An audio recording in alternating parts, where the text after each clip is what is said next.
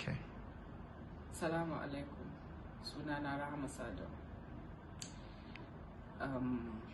Ina yin wannan bidiyon ne saboda in yi magana akan abubuwan da suka faru a kwana ɗaya da kwana biyu da suka wuce.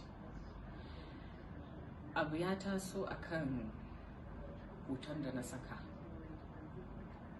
kuma abun ba mai daɗi ba ne, kuma duk wanda ya sani yake bi na ya san cewa ba zan taɓa yin abin nan har cikin zuciyata ba kuma da niyyar, ban kuma saka wannan hoto da niyyar abin da ya faru ba. Hasali ma ban ma san ya faru ba sai da aka kira ni aka fara gaya min cewa ga abin da yake faruwa. Ni musulma ce, iyayena musulmai ne, dangina gaba ɗaya musulmai ne. Ba zan taɓa yin wani abu da zai taɓa musulunci ko kuma manzon Allah sallallahu alaihi wasallam. Wannan mutanen, ko kuma in ce mutumin da ya yi wannan furicin a ƙasan hotona, duka idan muna bibiyan abin da yake faruwa a duniya mun san cewa muna cikin wani situation yanzu da ake yakar musulmai.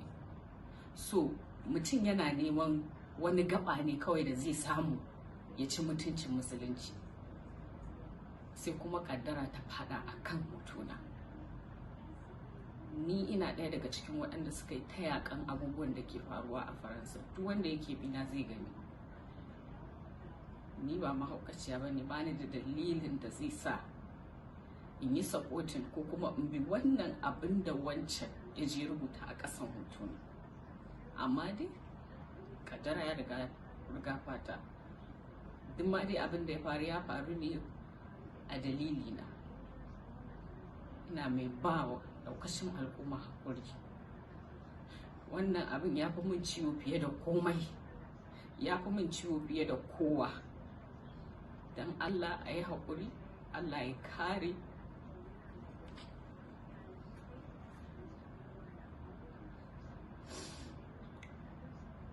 Mu yi haƙuri, mu dinga yi wa juna adalci. Dan Allah, na gode. Wannan abu ya fi min ciwo fiye da komai a duniya. Ina ba wa ɗaukacin Hausawa, abokan aikina da musulmai gaba ɗaya na duniya haƙuri akan abin da ya faru.